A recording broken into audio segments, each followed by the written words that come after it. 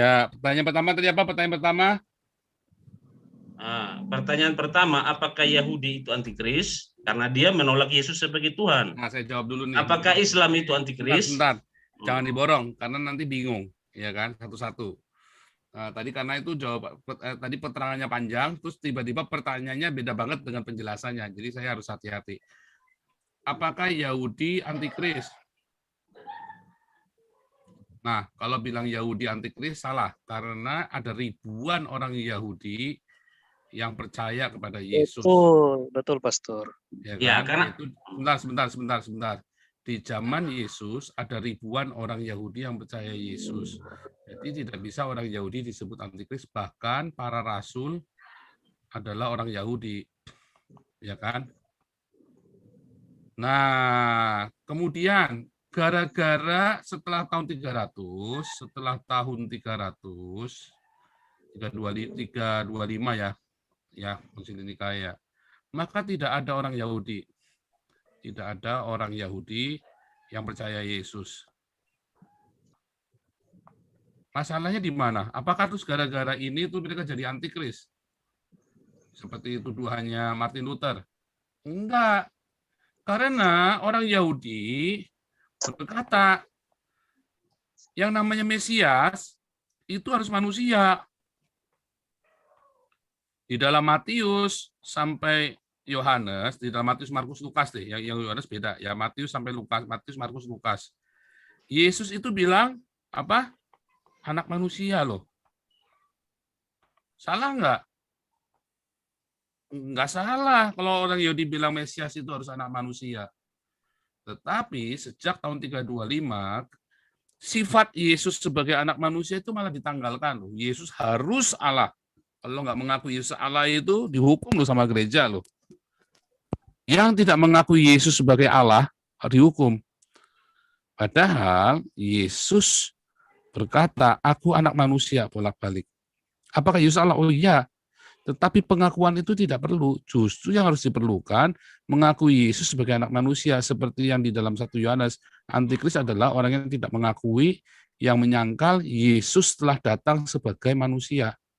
Jadi dibalik-balik tuh satu tuh pemahamannya. Nah, pemahamannya ini adalah pemahaman Helenis. Salah nggak? Nggak salah. Ini adalah pemahaman orang Yahudi. Salah nggak? Nggak salah. Cuman ketika ini dipaksakan ke orang Yahudi, nggak masuk, nggak bisa. Makanya apakah Yahudi itu menolak Yesus gara-gara karena Yesusnya menolak? Enggak.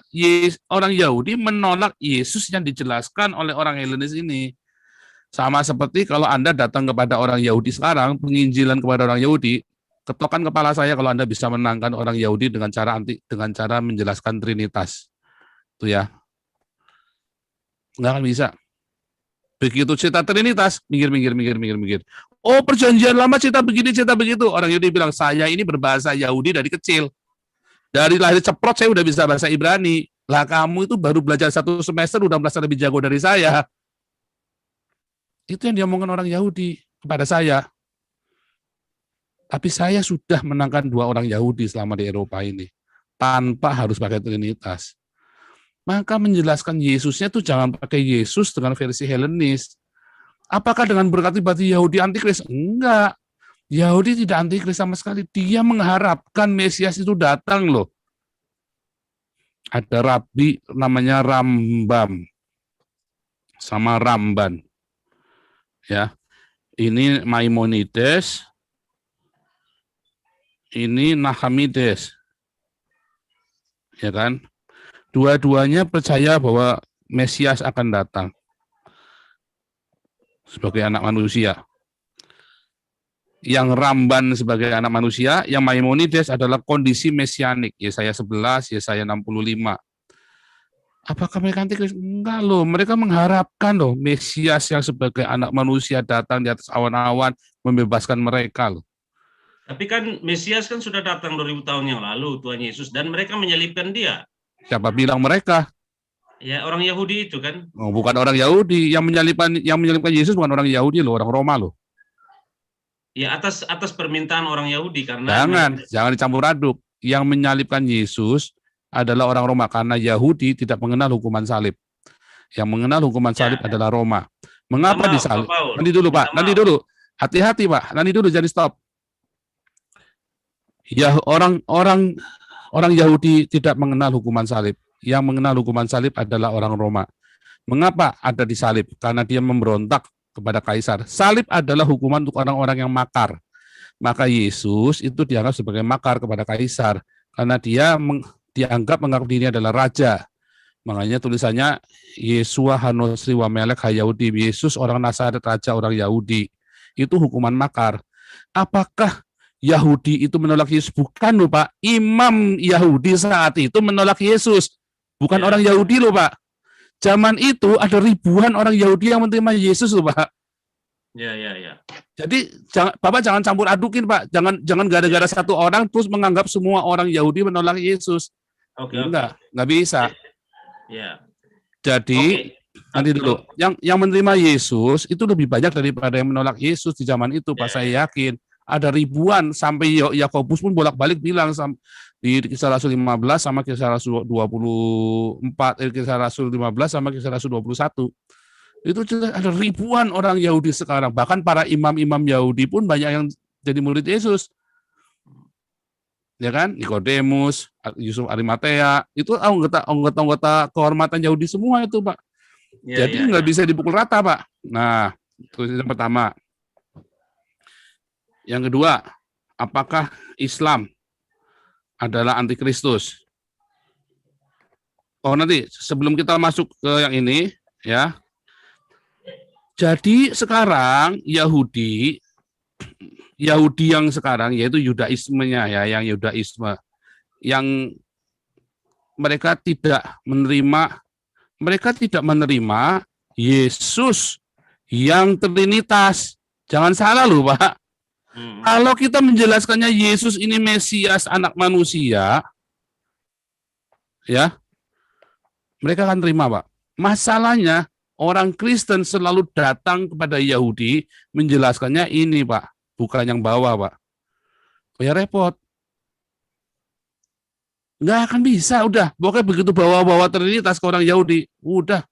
Mau taruhan berapa sama saya juga, nggak bakal masuk. Begitu bilang Trinitas, mereka bilang, wah pagan. Langsung bilang begitu. Tetapi kalau kita datang memperkenalkan Yesus yang mati di salib, menderita karena dosa-dosa kita, orang Yahudi bisa paham. Orang Yahudi bisa terima. Terus dia akan nanya, siapakah Yesus? Kita bilang, Yesus adalah anak manusia. Tetapi kan yang menebus kita adalah Yehova sendiri. Ya, itu adalah yang namanya antropomorfisme yang ada di Kejadian 18 dan di banyak sekali di tulisan-tulisan yang lain dalam Perjanjian Lama. Maka orang-orang Yahudi akan bisa menerima, memperkenalkan karena Yehova berkali-kali menjadi manusia, antropomorfisme. Tapi kalau kita bilang Yesus langsung Trinitas, selesai sudah kita. Kalau kita langsung bilang bahwa Mesias adalah Allah, selesai. Jadi waktu menjadi manusia itu benar-benar manusia. Ramban sendiri mengatakan demikian, Sinahamides tadi. Ramban pun mengatakan Mesias itu anak manusia. Dia debat sama uskup yang di Prancis. Kalau kamu berkata Mesias adalah Allah, wah, dia bilang, bagaimana Allah bisa mengurapi dirinya sendiri? Mesias kan artinya yang diurapi. Bagaimana Allah diurapin? Siapa yang mengurapin Allah? Kurang ajar sekali kau, dia bilang, si Ramban bilang begitu. Mesias itu kan artinya Hamasyah, Masiah kan, yang diurapi. Bagaimana Allah disebut dengan yang diurapi? Jadi tidak boleh kita menggunakan Trinitas pendekatan kepada orang Yahudi. Itulah sebabnya selama hampir 2000 tahun tidak ada lagi orang Yahudi. Sejak tahun 300 tidak ada lagi orang Yahudi yang terima Yesus. Karena Yesus yang kita beritakan adalah Yesus yang Trinitas. Oh, bukan saya anti Trinitas, bukan. Saya dari gereja Trinitas. Cuman maksud saya, yang kita beritakan ke orang Yahudi adalah Yesus Trinitas. Dan orang Yahudi bilang, enggak, Mesias itu enggak mungkin Trinitas. Tidak mungkin. Tidak ada ayatnya di dalam Perjanjian Lama, nubuatan Yesus itu Trinitas. Terus kita berdebat dengan dia bilang, saya ini lebih tahu bahasa Ibrani daripada kamu. Ya toh?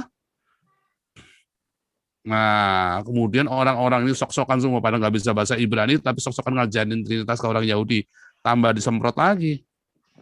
Udah jelas mereka lebih pandai dari kita. Jadi nggak salah kalau orang Yahudi menolak Yesus yang kita perkenalkan. Itu yang pertama. Itu Yesus yang kita perkenalkan kedua. Yesusnya matinya hari apa? Jumat. Bangkitnya hari Minggu. 2 malam, 1 hari. Jelas ini Yesus yang salah. Yesus itu harus 3 hari 3 malam. 3 hari 3 malam. Nah, ini yang menjadi kesalahan. Penggenapan-penggenapan itulah yang salah. Kemudian, Yesus yang kita kenalkan adalah Yesus yang Paskahnya hari Minggu. Orang Yahudi bilang, oh Paskah itu bukan hari Minggu. Paskah itu 14 Nisan. Tambah bingung lagi orang Yahudinya, kita memperkenalkannya Yesusnya benar-benar Yesus yang mereka tidak kenal sama sekali. Bagaimana bisa? Bagaimana bisa ada Paskah yang ada Paskah hari Minggu? Berarti orang Yahudi bilang, kamu ini orang Kristen nggak ngerti apa-apa. Bagaimana bisa kalian mau ngajarin kami? Makanya kita susah nginjili orang Yahudi. Jadi bukan salahnya orang Yahudinya, salahnya kita yang nginjili mereka dengan menggunakan dogma yang salah itu. Gitu. Itulah sebabnya sekarang ini ada gerakan mesianik. Banyak orang Yahudi yang diselamatkan. Bukan karena konsep-konsep dogma-dogma Trinitas, tetapi karena kita mengenalkan Yesus yang benar kepada mereka, dan mereka bisa menerimanya. Contohnya 2 orang yang saya injili itu. Jadi ada banyak sekali Yesus yang Anda bawa kepada orang Yahudi itu Yesus yang sangat berbeda dengan apa yang mereka pikirkan. Mesias ya, konsep mesianik ini ya. Ini konsep mesianik ini yang kita bawa namanya mesianik. Ini kan berdasarkan Hamasiah. Artinya apa? Yang diurapi. Hati-hati dengan konsep ini. Begitu salah semua pemahaman kita. Ya, sebentar lagi saya harus. Oke, Pak, saya mau tanya sebelum saya lupa, Pak. Dicatat, Pak. Supaya jangan lupa Bapak catat, sebab saya harus maju terus ya. Terus 2, apakah Islam itu antikris? Jelas, 1, Islam itu menolak Yesus itu disalib. Padahal Alkitab berkata, Yesus disalib untuk menebus manusia. Kalau Yesus tidak disalib, maka sia-sia semua iman kita. Ya kan? Dan Roma 10 ayat 9. Yang percaya Yesus adalah Tuhan dan Allah membangkitkan Yesus dari antara orang mati. Ya. Dan yang ketiga, antikristus itu tidak mengakui Bapa dan Anak. Allah tidak diperanakan. Nah, itu sudah antikristus tuh. Jadi apakah Islam antikristus? Sudah jelas. Jangan. Udah bawa pegang itu. Gitu ya. Jadi jelas Islam itu adalah antikristus. Nggak mungkin diragukan lagi. Nah, karena bukti-bukti ini, dan Islam itu menyangkal Yesus yang adalah anak Allah. Nggak mau, nggak disalib, bukan anak Allah, dan Yesusnya di dalam Islam tidak menggenapi hukum Taurat dan kitab para nabi. Sudah jelas itu antikristus. Semua ajaran yang diajarkan oleh Yesus ditolak semua oleh Islam. Contohnya, ampunilah musuhmu, berkatilah orang yang menganiaya kamu. Kalau kamu membenci, kamu sudah membunuh. Dan Islam menolak semua, antitesis semua. Bunuh, kafir, bunuh. Itu sudah jelas antikristus. Pengajaran Yesus ditolak semua sama orang Islam. Ya kan? Yesus mengajari jangan bercerai. Orang Islam mengajari kawin cerai. Yesus berkata jelas, kamu sesat. Di sorga tidak ada kawin mengawinkan. Muhammad ngajarin ngehe. Oh, kalau bilang ini penistaan ya. Mengajari salah lagi, uik, gitu. Udah jelas, kamu sesat. Jelas Muhammad adalah sesat. Kalau menurut Yesus. Jadi jelas Islam adalah antikris, Pak. Bukan orang Yahudi. Karena Islam itu nanti memusuhi orang Nasrani dan memusuhi orang Yahudi. Bunuh mereka dimanapun mereka berada. Begitu ya. Tidak bisa dilanjutkan karena saya harus mengajar, Pak. Ini jam 9. Atau satu pertanyaan terakhir boleh silakan. Pak siapa tadi?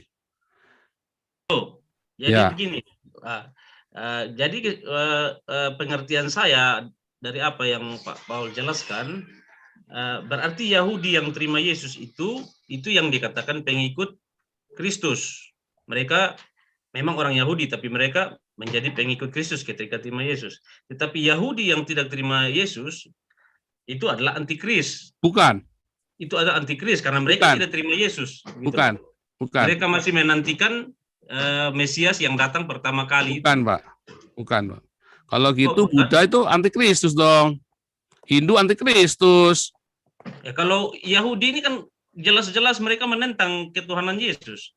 Bahwa Yesus belum datang yang pertama kali, itu mereka menentang, benar-benar menentang, kan begitu. Loh, itu enggak ada masalah. Ya, mereka menentang Yesus itu bukan anak Allah, Yesus Buddha itu sama Hindu. Ya kalau Buddha sama Hindu beda lah ajarannya. Oh, bukan beda, Pak. Bukan masalah bedanya, Pak. Yahudi kan yang menyalibkan Yesus. Nah, sekali lagi. Yahudi dalam artian gini, dalam artian jangan balik lagi, Pak. Kan sudah diselangit, Bapak nggak boleh balik gitu lagi. Itu namanya Bapak sedang mengarahkan orang. Orang Yahudi. Ini kan dengarkan ya. Iya. Kita sama-sama membaca kitab suci kan gitu. Pak, tidak pernah disebutkan orang Yahudi menyalibkan Yesus, Pak. Itu di Injil itu kan ada. Dicatat apa yang udah disampaikan. Jangan ngotot. Pak, yang menyalibkan Yesus itu orang Romawi, Pak. Orang Roma. Betul orang Romawi yang menyalibkan Yesus karena memang dalam pemerintahan Romawi. Pak, Tapi yang atas inisiatif orang Yahudi oleh para ahli Taurat itu kan gitu. Ini orang ini mau bertanya apa mau guru ya? Ini namanya Bapak sudah punya pengajaran, Bapak ingin memaksakan, sementara pengajaran Bapak sudah nggak alkitabiah sama sekali, Pak. Bagaimana orang mau mencari kebenaran kalau cara? Ya, Bapak bukan mencari kebenaran, Bapak sedang memaksakan kebenarannya Bapak kepada kami, Pak. Nah, kita sudah kasih tahu, sudah jelas bahwa yang menyalibkan Yesus itu orang Roma, bukan orang Yahudi. Karena salib itu hukuman Roma, bukan hukuman Yahudi. Dan orang Yahudi ada ribuan orang Yahudi yang menerima Yesus, Pak. Ya begini, Pak Paul. Perlu dilayani Pak Paul dengan hormat. Salam toleransi. Matikan dulu yang lain, Pak Paul. Bapak juga matikan aja. Bapak sudah cukup, Pak. Karena saya harusnya mengajar sekarang jam 9. Bapak ini. Ngapain bersaing antikris? Ya, semua matikan semua. Jadi gini loh. Kalau kita sudah cerita, Alkitab sudah bilang apa begitu, ayatnya bilang begitu. Terus kamu mau langgar yang ditulis mau kamu sangkal, itu namanya udah cari masalah sama saya itu. Kita kalau ngomong bukan pakai asumsi, kita kalau ngomong itu jangan pakai asumsi, tetapi kita pakai bukti yang ada. Ya, kalau ngomong sama pakai asumsi, semua orang bisa ngarang nanti, semua orang bisa cerita ngarang bebas nanti. Ya, nggak boleh ya, nggak boleh ngarang-ngarang begitu. Sudah jelas. Ini nggak boleh pakai asumsi kalau cerita sama saya. Kalau cerita sama saya pakai asumsi nanti kita nggak kelar-kelar ngomongnya. Ya, semua orang asumsi, semua orang bisa ngarang. Nah, saya tunjukkan ayatnya nih ya.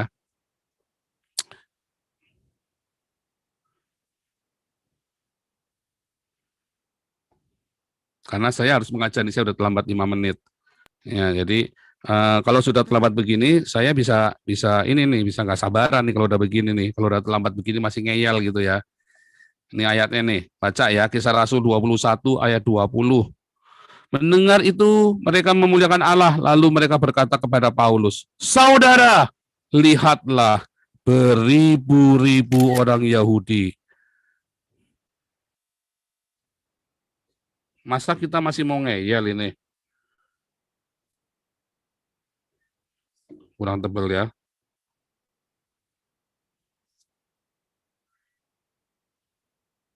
Beribu-ribu orang Yahudi, ya. Beribu-ribu orang Yahudi telah menjadi percaya dan mereka semua rajin memelihara hukum Taurat. Tetapi mereka mendengar, jadi mereka percaya kepada Yesus dan sambil memelihara hukum. Karena apa? Mereka orang Yahudi, tetap percaya Yesus, tapi mereka tetap Taurat. Ya, yang ngomong Yakobus ya. Ini adalah Yakobus. Ini ceritanya, konteksnya ini adalah Yakobus. Yakobus itu saudaranya Yesus, anaknya Maria. Masa mereka disebut antikristus? Jangan dong. Oh kan yang nggak percaya. Nah, kalau yang nggak percaya, ya nggak percaya. Tapi jangan gara-gara satu orang Yahudi, si Kayafas itu, terus Anda langsung mengklaim bahwa seluruh orang Yahudi antikristus. Ini ada ribuan orang, karena ada ribuan orang yang percaya ngelawan satu orang yang tidak percaya. Masa terus yang gara-gara yang satu ini semua ini disebut antikristus? Nggak boleh dong. Ya, itu sama saja ada satu orang Cina yang terlibat dengan PKI, ya. Tapi pendirinya PKI kan orang pesantren semua. Lalu begitu lihat orang Cina, PKI. Wah, itu kan kurang ajar itu namanya. Hanya ada satu orang Cina yang terlibat di Partai Komunis Indonesia. Lalu pendiri Partai Komunis Indonesia itu orang santri semua, orang pesantren semua. Nah, gara-gara yang satu Cina itu, maka seluruh orang Cina di Indonesia disebut PKI sekarang. Dikit-dikit pokoknya PKI, dikit-dikit ngomongnya PKI. Nah, itu seperti itu yang Bapak ngomong itu kayak tadi itu, Pak. Gara-gara satu si Kayafas ini, gara-gara satu orang Kayafas, Bapak memfitnah semua orang Yahudi adalah antikristus. Padahal ada ribuan orang yang menjadi percaya. Itu loh. Jadi hati-hati. Nah, jangan kembali lagi ke sana, Pak. Kan sudah dijelaskan gitu ya. Oke, tidak saya teruskan karena nanti akhirnya ngeyel-ngeyelan kalau udah begitu ya. Nah, sudah dijelaskan ayatnya, sudah ada tulisan ayatnya. Yang menyangkal Yesus ya cuma si Kayafas, yang lain dihasut. Nah, yang lain dihasut ini di Kisah Rasul 2 bertobat, Pak. Kamu terima apa yang harus kami lakukan? Bertobat, terima Yesus, dan kamu akan benar dibaptis dan kamu akan dibaptis Roh Kudus. Dan mereka semua terima Yesus. Begitu, Pak ya. Nah, oke, kita harus selesai karena saya harus mengajar jam 4, jam 6 saya harus ada interview dengan wartawan lagi. Gitu ya. Oke, ya. Pak Hendro Fileso masih di sini enggak? Sebentar. Oh, sudah hadir. Masih, Pak. Oh ya. Oke, Pak Hendro Fileso bolehkah tutup di dalam doa?